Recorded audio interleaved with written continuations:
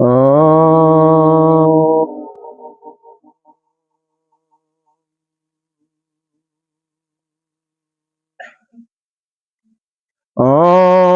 सहनावतु सहनो भुनक्तु सह वीर्यं करवावहि तेजस्विनामधीतमस्तु मा विद्विषावहि। ओम शांति शांति शांति। अब यह गीता जी का पढ़ते हैं, 4 पेज पर है। हाँ। ओंकाराय प्रतिबोधितां भगवता नारायणेन स्वयं व्यासेन ग्रथितां पुराणमुनिना मध्ये महाभारतम् अद्वैतायमृतवर्षिणीं भगवतीम् अष्टादशाध्यायिनीम् अम्ब नाम अनुसंदधामि भगवद्गीते भगवद्गीते नमस्तुते व्यास विशालबुद्धे फुल्लारविन्दाय भगवद्गीत येन तया भारततैलपूर्णा प्रज्वलितो ज्ञानमयो प्रदीपः प्रपन्नपारिजाताय स्तोत्रगीतज्ञपाणै ज्ञानमुद्राय कृष्णाय गीतामृतदुहे नमः। शरभोपनिषदो गावो दुर्गा गोपालनन्दन भार्गो वत्स सुधीरभोक्ता दुग्धं गीतामृतं महतम् वसुतं देवं कंसचारूढमर्दनं देवकी परमानन्दं केशवं वन्दे जगद्गुरुं भीष्मदोरतटा जयजला गान्धारनीलोत्पला शैलग्राहवती कृपेण वहनीकरणेन वीलापु अस्वस्तामविकलघोरमकरा दुर्योधनावर्तिनी चोदीरा खलु पाण्डैरणनदी प्रवर्तकः केशव पाराशर्यवचः सरोजममलं गीतार्धगन्धोद्गटम् नानाख्यानककेशरं हरिकथा सम्बोधनबोधितम् लोके सज्जन शतपदैरहरः पीयमानं मुदा भूयात् भारत पंकजं कलिमलि प्रशंसिनास्यसि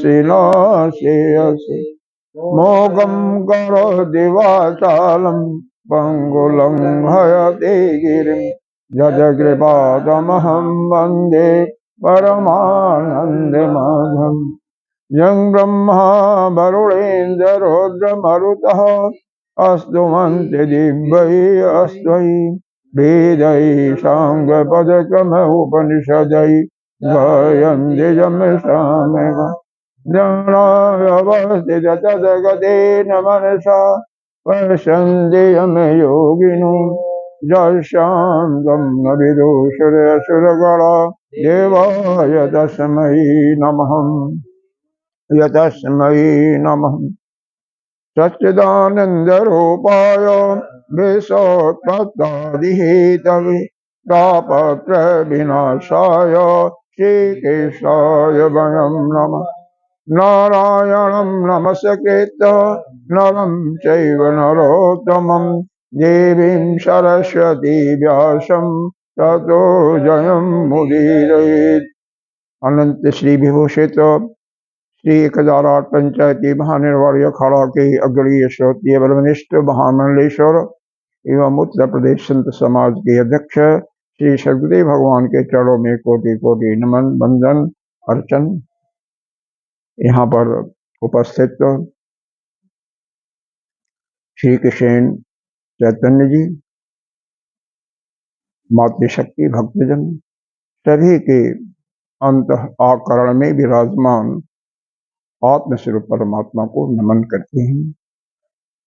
पीछे हम लोगों ने कई शिफ्टों में 1 से 9 अध्याय तक का वर्णन किया गया और आप लोगों ने सुना। जहाँ तक याददाश्त होगी नहीं होगी, इसको थोड़ा सा हम भूमिका को रिपीट करते हुए शुरू से हम 5, 7, 10 मिनट में बता करके फिर यहाँ तक हो चुका है। एकादश अध्याय शुरू करते हैं, क्योंकि 10वां अध्याय अभी गुरुदेव जी ने अभी बहुत ही जल्दी पढ़ाया था।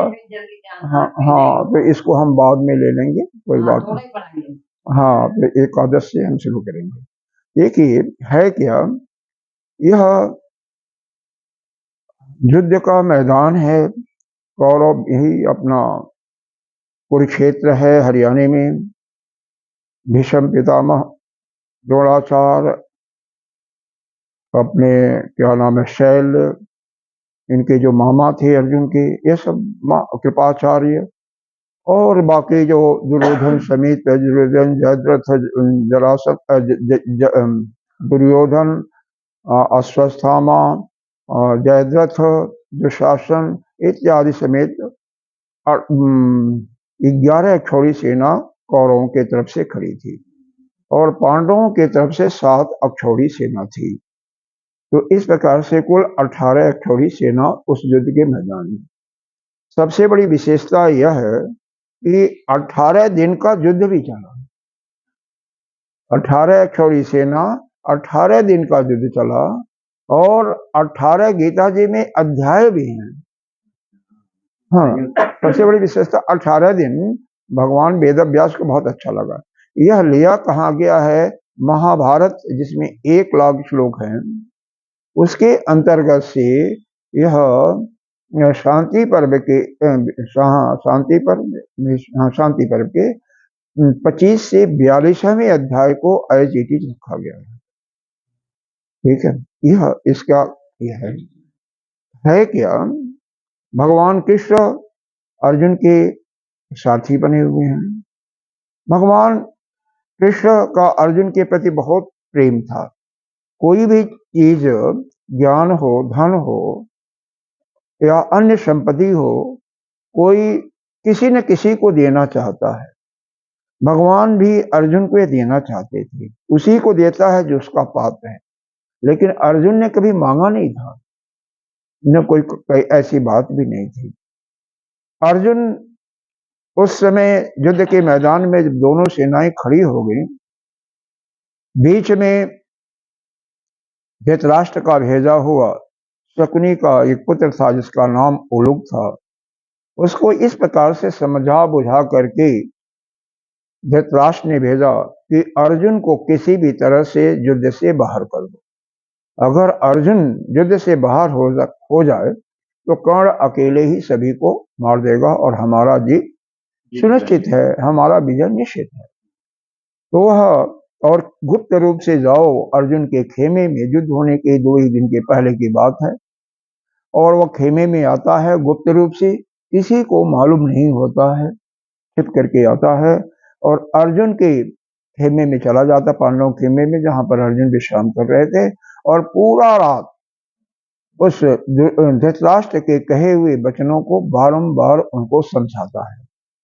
बात यही था कि अर्जुन को चूंकि युद्ध के मैदान से बाहर करना था, तो विशेष रूप से बताया कि यह द्रोणाचार्य जी, जिनसे आपने किशोरावस्था से युद्ध विद्या की शिक्षा ली और अन्य प्रकार की शिक्षाओं को, राजनीति की नीति विद्या की सीख ली, अर्थ विद्या उनसे सीखा, सब कुछ आपने ज्ञान प्राप्त किया।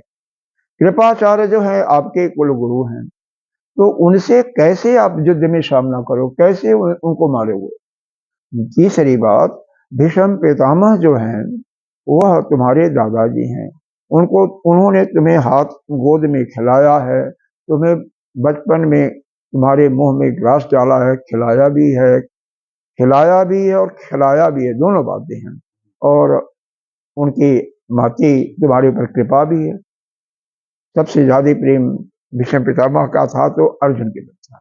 इसलिए कि जो जिस क्षेत्र में कुशल होता है उसी क्षेत्र में दूसरा भी होता है, वह कुशल है, तो उससे प्रेम ऑटोमेटिक हो जाता है। जैसे समवयस्क एक आयु में आपस में लोगों का प्रेम हो जाता है, इसी प्रकार से या तो विपरीत सेक्स में होता है, नहीं तो आपस में अगर सेम आयु का जो 1 साल के अंतर है, एक कास्ट के हैं या एक धर्म वाले हैं, तो आपस में प्रेम हो जाता है। विदेश में जाइएगा तो पूरे एशिया वाले आपस आपको प्रेम करेंगे, क्योंकि यह आप एशिया के हैं। भारत के तो कहीं किसी कोने से होगा, वो प्रेम करेगा, पाकिस्तान अपना आपको भाई ही मानेगा। हाँ, एक छोटा सा मैं दृष्टांत देता हूँ। वास्तव में कोई भी मुस्लिम या कोई भी पर्टिकुलर प्रांत के व्यक्ति वह अत्याचारी नहीं होते हैं। सभी कास्टों में, सभी प्रांतों में बहुत से लोग अच्छे होते हैं। कल की घटना है हमारे साथ दिल्ली से, उसमें एक फैमिली आ रही थी, मुस्लिम फैमिली, मुस्लिम थे, मालूम नहीं हो रहा था मुस्लिम, लेकिन मुस्लिम थे। उन्होंने नमाज पढ़ा, दो बार ट्रेन में 2 बार नमाज पढ़ा, तो मेरे को मालूम हुआ कि नहीं, क्योंकि बुर्का वगैरह उनकी स्त्रियां नहीं पहनी हुई थी। हाँ, वैसे थी सिंपल, लड़कियां भी वैसे ही थी। लेकिन उन्होंने, उनका जो व्यवहार था, मतलब वहीं पर एक और भी थे, मतलब जो कि हिंदू अपने महिला थी, लेकिन उनका व्यवहार, उनके व्यवहार में बहुत अंतर था। वह अपने, मेरे को तो आत्म अपना समझा, और सुबह वो मुस्लिम और क्या बहुत अच्छा व्यवहार किया ही, और फिर सामान ले जाने के लिए बच्चे को भेजा, उतरवाया, मतलब कितना उनका प्रेम। तो सभी, हमारे कहने का अभिप्राय है, किसी भी जाति में, किसी भी प्रांत में, हम कहते हैं ना अमुक लोग हैं, इस प्रांत के हैं, तो ये बदमाशी होंगे, सभी लोग नहीं होते। हाँ, सभी लोग नहीं होते।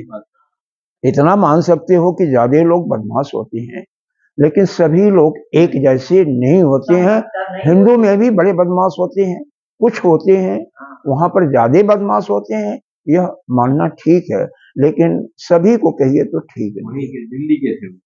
नहीं थे, बॉम्बे के थे। दिल्ली गए थे, मनाली गए थे, कुल्लू मनाली गए थे घूमने के लिए। बहुत सुंदर व्यवहार, हर प्रकार से। उन्होंने स्कूल खोला हुआ, पता नहीं क्या नाम बताया था, कोई क्रिश्चियन नाम है, बहुत ही सब। हमें तो लगता था कि वो बाद में मुस्लिम धर्म स्वीकार किया होगा, उनके स्वभाव से ऐसा ही लग रहा था।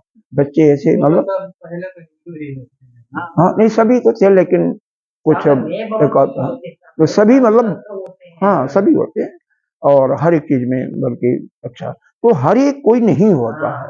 तो यहाँ पर कहने का यही चल रहा था प्राय, कि अर्जुन के अंदर देखो, अब उसका जिसके प्रति प्रेम था, वो प्रेम रहेगा ही रहेगा, वो कहीं जा नहीं सकता है। जो उसका धर्म था वह धर्म, धर्म की परिभाषा भगवान ने यहाँ पर भाष्यकार जी ने दिया हुआ है, आप लोगों को पहले बताया हुआ, फिर बता देता हूँ। जगतः स्थिति कारणम, यही परिभाषा दिया हुआ है इसके शुरू में।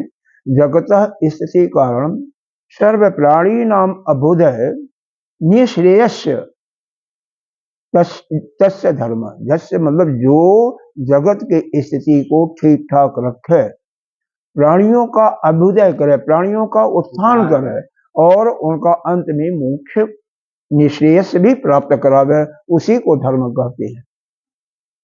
ये बताया क्या हुआ? तो यह यहाँ पर ही ऐसे सुंदर शुरू में ही भगवान भास्कर ने दिया हुआ, बहुत सुंदर, ने तो भूल गए होंगे, इसलिए मैंने इसको याद दिला दिया आप लोगों को। तो धर्म की परिभाषा ही दिया हुआ, जगत स्थिति कारणम प्राणी मात्र साक्षात अभुदय निःश्रेयस हेतु जैसा धर्म। तो धर्म की परिभाषा यही है। अच्छा, तो अर्जुन धार्मिक भी था, सब कुछ था।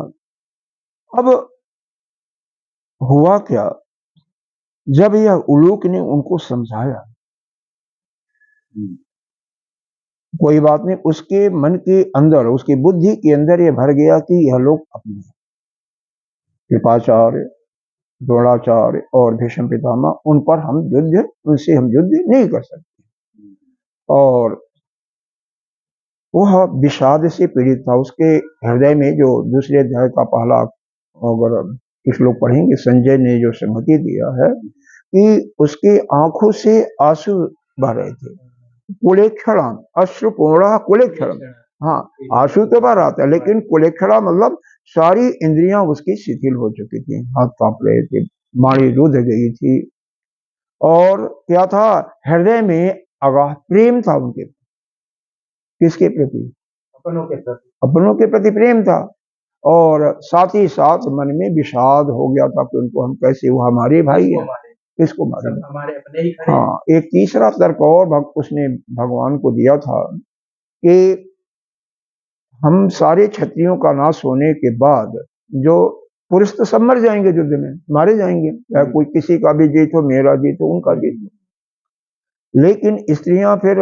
विधवा हो जाएंगी, तो बड़े संकर संतानें पैदा होंगी, यदि संतानें बड़े संकर होंगी, बड़े संकर संतानें होंगी, तो फिर उनके द्वारा दिया हुआ पिंडदान भी पूर्वज नहीं लेंगे, इसलिए हे भगवान युद्ध करना उचित नहीं है, मेरे को इस यहाँ का राज भी और स्वर्ग का राज भी, और यहाँ का राज कैसा, निष्कंटक राज है, जहां पर कोई शत्रु ही न हो, वह राज भी आप दे दीजिए, ऊपर स्वर्ग का भी राज दे दीजिए, तब भी हम जब भी भोजन करेंगे तो हमें इनके रक्त से सना हुआ ही तो भोजन मिलेगा, तो वह हम नहीं चाहते हैं, मैं उसकी अपेक्षा भिक्षा मांगना ही मैं श्रेष्ठ मानता हूँ। ठीक, यह पहले हुई। अब भगवान ने देखो ऐसी जब घटना हुई, ये भगवान और अर्जुन का संवाद चल रहा है, अब संवाद है, पहले अध्याय में हुआ था, दूसरे अध्याय का पहला श्लोक पर 1 से 10 तक यही है। भगवान ने सोचा इसको ज्ञान तो देना है, तो इसने कहता है, क्या अर्जुन कहता है, हे प्रभु पहले तो मैं देखूं कि किससे मेरे को युद्ध करना है, कौन मेरे सामने खड़ा है, हाँ, हमारे सामने कौन खड़ा है, कौन मेरे से लड़ने के लिए तैयार है। भगवान चाहते तो दुर्योधन जहां खड़ा था, जहां जयद्रथ खड़ा था, जहां दुशासन खड़ा था, वहां पर रथ खड़ा कर देते, तो यह ज्ञान हम लोगों को नहीं मिलता, अर्जुन को भी यह ज्ञान नहीं दिया जाता, लेकिन भगवान को तो ज्ञान देना था, ज्ञान देना था। भगवान कहाँ खड़ा करते हैं, जहां पर द्रोणाचार्य जी हैं, भीष्म पितामह हैं, कृपाचार्य हैं, इनके शैल मामा भी हैं, मतलब इनके जो प्रिय लोग हैं वही खड़े थे, वहीं पर युद्ध वहां पर खड़ा किया।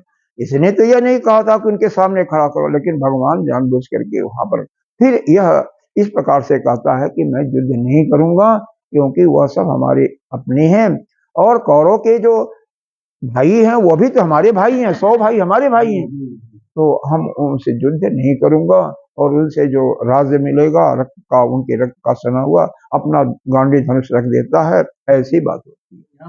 भगवान चुपचाप सुन रहे थे उसका पूरा ज्ञान। हाँ, फिर मुस्कुराते हैं भगवान। भगवान ने वहां पर गाली वगैरह दिया था, हम पूरा तो उसको नहीं कहेंगे, कैलव्य कहा है, कैलव्य शब्द भी कहा है, वह हाँ कायर भी बोले हैं, कृपण बोले हैं, बहुत चीजें कहा वैसे, लेकिन आगे चल करके भगवान ने 20 श्लोकों में सांख्य योग को प्रतिपादित किया, दूसरे अध्याय में सांख्य योग कर दिया। और पहली विशेषता है कि यहाँ पर जितने भी अध्याय हैं सभी में योग शब्द आया है, जैसे पहला अध्याय का नाम है अर्जुन विषाद योग, अर्जुन को विषाद हुआ था तो अर्जुन विषाद योग। अब पहला, अगर इस पूरे गीता का पहला और अंतिम श्लोक लें तो यहाँ पर पहला श्लोक है, धर्म क्षेत्रे कुरुक्षेत्रे समवेता जुजुस्व माम का पांडवैश्य किम अकुर्यत संजय, हे संजय मेरे और पांडव के पुत्रों ने क्या किया था, क्या किया, पहला तो हाँ पहला है धर्म, पहला शब्द है धर्म, अंतिम शब्द आता है मम, वहां पर क्या है, जत्र योगेश्वर केशव, अंतिम श्लोक है, जत्र योगेश्वर केशव जत्र पार्थो धनुर्धर तस्य श्री विजयो भूति नीतिर मतिर मम, यह मेरा मम है, तो वहां पर मम आता है। इसका मतलब मम और धर्म को लीजिए तो धर्म मम, मम धर्म कर दीजिए, यह मेरा धर्म, यह हमारा धर्म क्या है, हमारा कर्तव्य क्या है, इसको सिखाता है गीता जी। गीता जी इन 700 श्लोकों में हमें अपने धर्म के बारे में अवगत कराती है। हाँ, श्लोक से अंतिम अध्याय क्या है, मोक्ष योग, मोक्ष योग है अंतिम योग है, दूसरा सांख्य योग है, तीसरा कर्म योग है, इस प्रकार से हर एक अध्याय जो है योग शब्द है। हाँ, विषाद का मतलब क्या हुआ, अपने उसके अंदर जो पीड़ा थी वह भगवान को बता दी, भगवान से जोड़ दिया। तो अगर आप अपने विषाद को, अपने हृदय की पीड़ा को उस अपने आराध्य से जोड़ दीजिएगा तो वह उसको अपना करके आपको मोक्ष दिलाएगा। भगवान ने अंत में 18 अध्यायों में वर्णन करते हुए उसको मोक्ष को प्रदान करते हैं।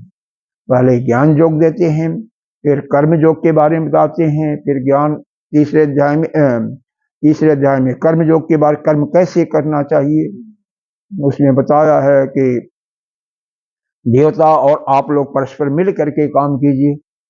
आप देवताओं के लिए काम कर कीजिए, मतलब यज्ञ कीजिएगा तो देवता आपकी सहायता करेंगे। देवा भावयन्ते देवा भावयन्तु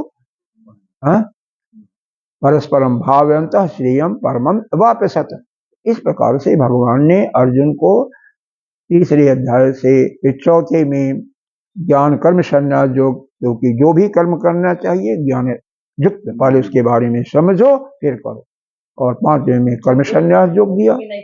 हाँ हाँ 10 भगवान बोलते हैं, हे अर्जुन पहले आप प्रकट थे सब, आप प्रकट नहीं था ना, ये जीव प्रकट था, मतलब पहले तो अप्रकट। हाँ वह सब तो बहुत बात ही होती है, एक बात नहीं है। आपको थोड़ा बता दीजिए। हाँ और बाद में भी अप्रकट होने वाली है, केवल प्रकट बीच में, ये हम नहीं करते। हाँ ठीक है, कैसा है, चौथे अध्याय में आया है, चौथे अध्याय में आया है ज्ञान कर्म संन्यास योग में कि हे अर्जुन, कोई ऐसा समय नहीं था कि मैं नहीं था, तू नहीं था और यह राजा लोग नहीं थे, यह भी आया है। और कोई ऐसा समय भी नहीं आएगा कि यह तुम नहीं होगे, मैं नहीं होऊंगा या राजा लोग नहीं, सभी होंगे, पहले भी थे, आज भी हैं और पहले भी हैं। लेकिन व्यक्त रूप में जहां पर भाषित दिखाई दे रहे हैं, प्रत्यक्ष प्रतीति जिसकी हो रही है, अभी वर्तमान में इनकी प्रतीति हो रही है। जैसे उदाहरण देखो, आप सभी जो भी लोग यहाँ पर बैठे हुए हैं, अभी तो इनकी प्रतीति हो रही है, मैं आपको देख रहा हूँ, आपको आप इसी प्रकार से आप लोग देख रहे हैं। लेकिन जब 80 साल के पहले देखो तो भी हम सभी किसी न किसी जगह थे। हम अव्यक्त अवस्था, अव्यक्त का मतलब उस हिरण्यगर्भ के अंदर, कोई जरूरी नहीं उसी में रहे, हो सकता कहीं दूसरे कुछ जोनी में रहे हो सकता कुत्ता रहे हो, बिलाल रहे हो, सियार रहे हो, कुछ रहे होंगे, या नहीं तो अव्यक्त अवस्था में रहे हो। जैसे चना का बीज, चना है वो अव्यक्त अवस्था में, तो उसमें अंकुर नहीं निकलता है, और जब उसको भिगो दो, हाथ पानी दे लो, तो वह अंकुर निकल जाएगा, तो वह व्यक्त अवस्था हो जाता है। जब वह अंकुरित हो जाता है तो व्यक्त अवस्था। इसी प्रकार से कोई भी जीव यदि अव्यक्त अवस्था में होता है तो हिरण्यगर्भ में रहता है, यानी ब्रह्मा के पास, प्रजापति कहिए या उसको प्राण सूत्रात्मा भी कहते हैं, तो वहां पर रहता है। और जैसे ही इस संसार में किसी जोनि में आता है तो व्यक्त हो जाता है, तो दिखाई देने पड़ता है, उसकी प्रतीति होती है, लेकिन वास्तव में प्रतीति भी नहीं, सब कुछ काल्पनिक ही है, सब कुछ काल्पनिक है।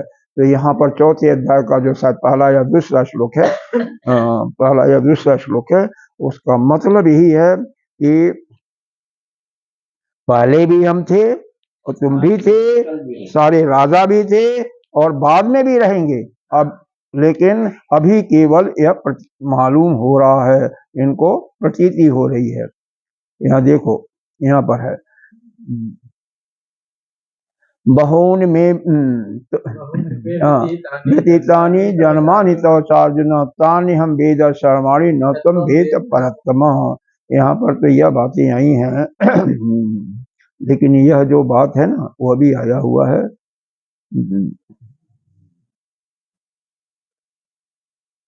इस अध्ययन पार्टी में तो नहीं है, कहीं आया हुआ जो आपने कहा है ना, वो सीधे ऐसे ही आया हुआ है जैसे मैंने बताया। श्लोक क्या है वह देखना। भजमन नारायण नारायण नारायण, भजमन नारायण नारायण नारायण, भजमन नारायण नारायण नारायण, भजमन नारायण नारायण नारायण। नारायण नारायण नारायण भजमन नारायण नारायण नारायण भजमन नारायण नारायण नारायण भजमन नारायण नारायण नारायण नारायण नारायण नारायण भजमन नारायण नारायण नारायण। चलिए ठीक है, इसको देखें कि कौन सा श्लोक है, लेकिन यह है बिल्कुल एज इट इज ही है, जैसा कि आपने बताया, मैंने बताया। हाँ जान गई ना। हाँ तो यह है, इसी में है कहीं, हाँ कहीं न कहीं किसी न किसी रूप में रहता है। ठीक है, चाहे यहाँ रह रहा है चाहे कहीं रहा, सभी रहते हैं, कहीं जाता होता नहीं है। ठीक है, हाँ सभी रहते हैं। अंतर इसमें यह है कि वह अपने पिछले कर्मों को एक को जानते हैं और हम लोग नहीं जानते हैं। ठीक है, यही बात है। अच्छा, इसके बाद छठे में भगवान ने आत्म संयम योग के बारे में बता दिया, ध्यान करना चाहिए नियमित रूप से, उसी इसीलिए उसका नाम दिया आत्म संयम योग। मतलब हर एक अध्याय का नाम किया दिया आत्म संयम योग। छठे अध्याय में भगवान ने योग की परिभाषा भी दिया, बहुत सुंदर दिया। तम विद्यात दुख संयोगात वियोगम योग संगीतम। मतलब जहां जहां से आपको विषाद हो रहा है, आपको दुख हो रहा है, वह वहां से अपने को तुम अलग कर लो। मतलब जिस संबंध के कारण धन से दुख हो रहा, तो धन से आप अपने को अलग कर दो। धन तो वही रहेगा, लेकिन आप अपने को अलग कर दो। यदि आपको दुख हो रहा है अपने बच्चों से, तो बच्चों से अलग हो जाओ, रहो भी साथ लेकिन अपने को अलग कर दो। उनके मन के अंदर कोई भी उनके प्रति प्रेम या द्वेष रखो ही मत, बिल्कुल अलग हो जाओ। किसी से भी, अपने किसी संबंधी से, रिश्तेदार से यदि आपको दुख महसूस हो रहा, तो उससे भी अपने को अलग कर दो, अलग करते जाओ बार बार। हाँ तो हाँ, तो 1 से 6 अध्याय तक का हम कर्म योग कहते हैं।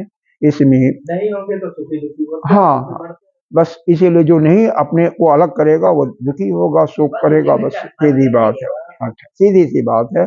किसी को अगर आत्यंतिक सुख की प्राप्ति करना है, तो उसको संसार में संबंध कम से कम बनाने हैं। हाँ सही बात। हाँ देखो, भगवान राम के दो ही मित्र थे।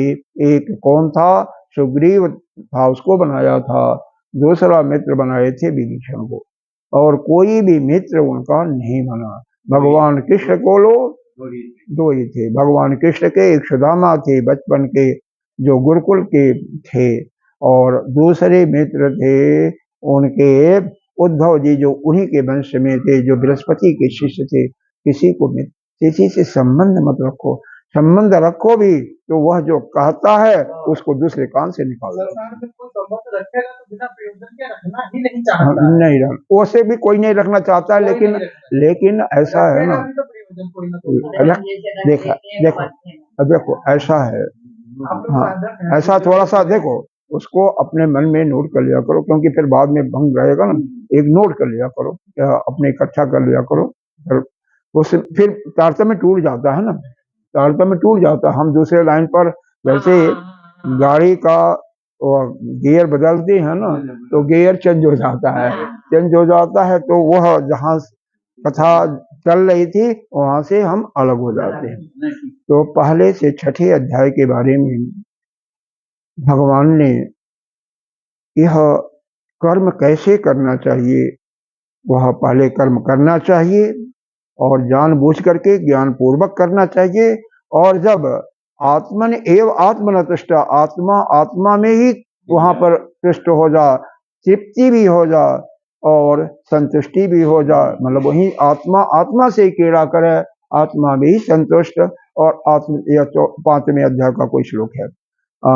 तो और उसी में संतुष्टि मिल जा, उसी में पूर्ति भी हो जा, उसी में आपको आनंद भी आए, तो समझ लो फिर अब कर्म करने की जरूरत नहीं है, तो ज्ञान के पथ पर चले जाओ। तो बाकी इसमें जो अपने ज्ञान मार्ग का है उसके हिसाब से तत्त्वमसी जो महावाक्य है, इसमें त्वम पद का शोधन इस पहले से 6 अध्याय में होता है। और 7वें से लेकर के 12वें तक भगवान ने उपासना का मार्ग बताया है। भक्ति कैसे करनी चाहिए, भक्ति के लक्षण क्या हैं, जो भक्त परम भक्त हो जाता है उसके लक्षण क्या है, यह सब चर्चा की गई है 12वें अध्याय में बताया हुआ।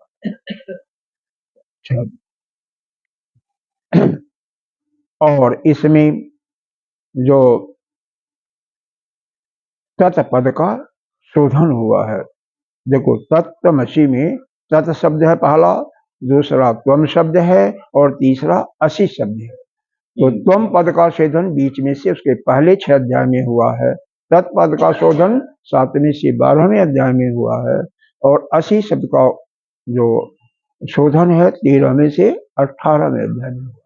और 13वें से 18वां अध्याय जो है ज्ञान योग को प्रतिपादित करना है। वैसे गीता जी दूसरे अध्याय में पूर्ण रूप से समाप्त हो गई थी। भगवान ने 72वें श्लोक में एक कहा था, एषः ब्राह्मी स्थिति पार्थ नैनम प्राप्य विमुह्यति। हाँ, स्थित्वा अस्याम अंतकालेपि ब्रह्म निर्वाणम वृक्षते। यह जो ऊपर का बताया हुआ है यही ब्रह्म की स्थिति है। इसी स्थिति में और कोई भी प्राप्त करके इससे मोहित नहीं होता है। तुम मरने के समय में भी इस स्थिति को प्राप्त कर लो या इसमें स्थित हो जाओ तो तुम्हें निर्वाण की यानी मोक्ष की प्राप्ति हो ही जाएगी। तुम्हारा कभी भी जन्म लेना आना जाना सब बंद हो जाएगा। तो यह जो दूसरे अध्याय का 71 श्लोक तक है उसी में सब कुछ ज्ञान दे दिया था। लेकिन चूंकि अब देखो, अब अर्जुन के अंदर से मोह प्रकट भी नहीं हुआ था कि वह यह स्वीकारा नहीं कि मेरे को मोह हुआ है। शोक हुआ है यह तो स्वीकारा, लेकिन मोह नहीं स्वीकारा।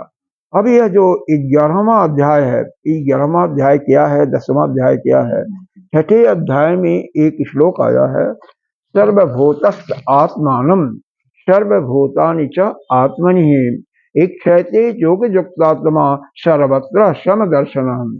यानी सर्वभूतस्थ आत्मानम, इसका विस्तार कि हम ही जो है सभी प्राणियों में है, इसका विस्तार गीता जी का 10वां अध्याय है, जिसको विभूति योग बताया है। भगवान ने बताया है नदियों में मैं गंगा जी में हूँ, पहाड़ों में हिमालय पर्वत पर हूँ, पालतू जानवरों में मैं जो पालतू अपालतू हैं जंगली जानवरों में शेर में हूँ, पालतू जानवर में मैं गाय में हूँ, इस प्रकार से, और गायों में भी कामधेनु में हूँ, हाँ वृक्षों में मैं कल्प वृक्ष में हूँ। तो इस प्रकार हाँ ठीक है वृक्षाणाम। तो इस प्रकार से यह विभूति यानी भगवान के ऐश्वर्यों की चर्चा यहाँ पर की गई। ठीक है। अब सर्वभूतानि च आत्मनि, इसका विश्लेषण 11वां अध्याय ही है कि सभी प्राणी हमारे ही अंदर हैं, हमारी आत्मा सभी के आत्मा के अंदर है। यह तो 10वां अध्याय हो गया विभूति जो, और सबकी आत्मा हमारे अंदर है, यह 11वां अध्याय। इसीलिए यहाँ पर भगवान ने विराट स्वरूप का दर्शन अर्जुन को कराया है, और उसी के अंदर सारे प्राणी जितने भी हैं, इस समय तो 7-8 अरब के जो भी उस समय जितने भी रहे सभी प्राणी उसी में है। कौरव पांडव भी उसी में मर रहे हैं, कट रहे हैं, जा रहे हैं, सभी दिखाया गया। अर्जुन को भगवान ने कहा तू अर्जुन तो तू निमित्त मात्र है, तू क्या मारेगा, ये तो पहले मेरे द्वारा मारे जा चुके हैं। समझ में आ रहा, वह सभी मारे जा चुके हैं। तो इस प्रकार से यह 11वां अध्याय में, अब 11वें अध्याय में देखो उसके पहले भगवान इसमें शुरू करने के पहले 10वें अध्याय में एक श्लोक आता है, शायद 11वां श्लोक आता है, उसको थोड़ा सा आपको एक जानना तो पड़ेगा, क्या है 10वें अध्याय का 11वां अनुकंपार्थम करके ऐसे आता है यह 10वें अध्याय में 11वां श्लोक है। इस श्लोक तो मेरे को याद है, देखो मैं पढ़ता हूँ, यहाँ तो पेजेस मिल जाते हैं। तेषाम नहीं, तेषाम अनुकंपार्थम अहम ज्ञानजम तमः नाश्याम आत्मभावस्तो ज्ञान दीपेन भास्वतः। यहाँ पर भगवान ने अनुकंपार्थ शब्द का यूज किया है। अब हमारे बताने का यह क्यों हमने बताया कि इसका अर्थ और 11वें अध्याय का जो पहला शब्द है उसका दोनों का एक ही है, थोड़ा थोड़ा अंतर है। इसलिए क्योंकि 11वें अध्याय का पहला श्लोक देखो तो यहाँ पर यह नहीं है ना, सबसे बड़ी बात है कि हाँ क्या है, मद अनुग्रहाय परमम गुह्य आध्यात्म संगीतम जत्योक्तम बचस्तेन मोहो अयम विगतो मम। यहाँ पर अर्जुन ने स्वीकार किया कि जो मेरे अंदर मोह था वह नष्ट हो गया, लेकिन नष्ट हो गया, नष्ट नहीं, विगतो मम चला गया। नष्ट होने की बात नहीं कहा है, विगतो विगत माने चला गया। लेकिन यह सृष्टि का नियम है, आगमो अपमात्रा स्पर्शात कौन्तेय शीतोष्ण सुख दुखदा आगमा पाइनो नित्या ततो युद्धस्य भारत। जो चीज चला गया वो आएगा और जो आया है वह चला जाएगा, आगमन। इसलिए भगवान ने यह समझ गए कि अभी अब देखो 1 से 10 अध्याय तक इसने स्वीकार ही नहीं किया कि मेरे अंदर मोह। 11वें अध्याय में पहले श्लोक में स्वीकार करता है मेरे अंदर मोह था और वह चला गया, मोह चला गया, इसका मतलब था तभी तो गया। अच्छा, लेकिन भगवान ने यह समझ गए कि अभी गया है तो आ जाएगा, जबकि भगवान आगे जो अपना विश्व रूप दिखाते हैं तो उससे यह डर जाता है। अरे देखो, जिसके अंदर मोह नहीं उसको डर भी चला जाता है, और इसका मतलब जो डर जाता है, जो भयभीत होता है, इसका मतलब उसके अंदर मोह है। तो भगवान के विश्व रूप विराट स्वरूप को देख करके यह घबरा गया, डर जाता है, तो इसका मतलब वह मोह इसके अंदर से गया नहीं था। इसीलिए भगवान 18वें अध्याय तक पढ़ाते हैं, और 18वें अध्याय में अंत में जाकर के 65-66 में इसने कहा, इसने स्वीकार किया नष्टो मोह, वहां पर अस्मृति लब्धवा इस प्रकार से है। तो मेरा मोह जो था वह नष्ट हो गया और मेरे को स्मृति प्राप्त हो गई। 65 में 66 कुछ श्लोक ऐसे है, ऐसे वहां पर स्वीकार करता ही है। तो देखो इस श्लोक में आया मद अनुग्रहाय, इसका भी है कि मैंने मेरे के क्या है, मुझ पर अनुग्रह करने के लिए, यह अर्जुन का शब्द है। तो मेरे पर अनुग्रह करने के लिए, मेरे पर अनुग्रह करने के लिए। अब यहाँ पर देखो यह 10वें अध्याय का 11वें श्लोक में क्या है, तेषाम अनुकंपार्थ। तो अगर भगवान यानी एक दूसरा व्यक्ति जब किसी पर कृपा करता है, अनुग्रह करता, तो उसका नाम अनुकंपार्थ लिया जाता है, अनुकंपार्थ है, क्योंकि कोई अन्य करता है। अब भगवान यहाँ पर अर्जुन को ज्ञान देना चाहते हैं तो इसलिए उस पर अनुकंपा कर रहे हैं, और वही यहाँ पर एक दूसरा जो है जो कृपा अनुग्रह ले रहा है वह कहेगा तो उसको हम अनुग्रह करते हैं कि मेरे अनुग्रह के लिए, मेरे पर कृपा करने के लिए परमम गुह्यम। अब यहाँ पर गुह्यम बहुत गंभीर गंभीर शब्द हैं। हाँ, गुह्य देखो, गुह्य, गुह्यतर और गुह्यतम, यह 3 शब्द होते हैं।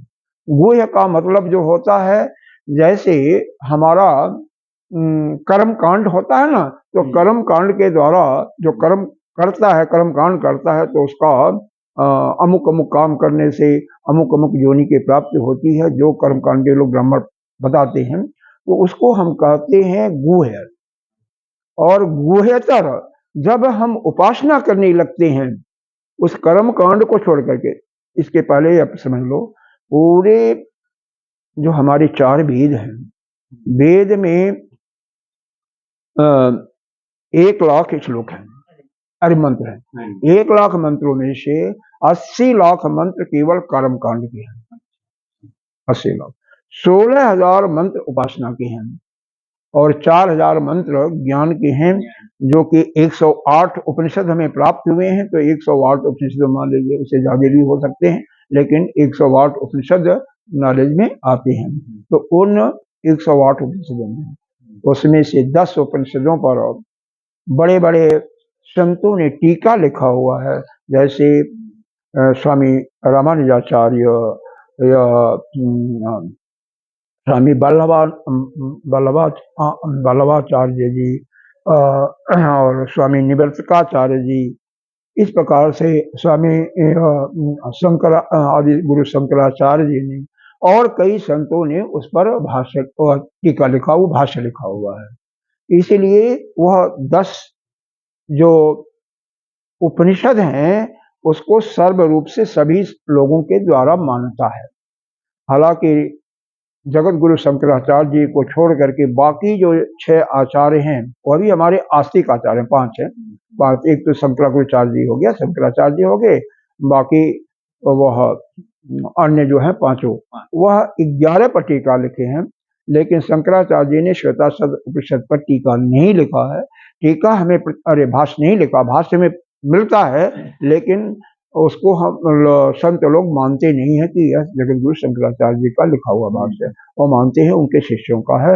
इसलिए उसको छोड़ करके 10 उपनिषद जो हैं जिस पर शंकराचार्य जी ने भाष्य लिखा है, बाकी अन्य संतों ने भी, अपने आस्तिक जितने भी आचार्य हैं उन्होंने लिखा हुआ है, तो उसको हम प्रमाण मानते हैं, तो उसको हम श्रेष्ठ मानते हैं। वह श्रेष्ठ उपनिषद, उनका नाम भी अब यहीं पर बता देता हूँ, हालांकि यहाँ पर इसका मतलब नहीं है, फिर बता देता हूँ। देखो, पहला है आपका ईशावास्य उपनिषद, आपको पढ़ा भी दिया गया है। दूसरा है केन उपनिषद, यह भी पढ़ा दिया गया है। तीसरा है कठोपनिषद, यह भी पढ़ा दिया गया है। 3 उपनिषद आपको पढ़ाए गए हैं। और इस प्रकार से अब आगे चलिए। अरे राम गुरुदेव जी हमें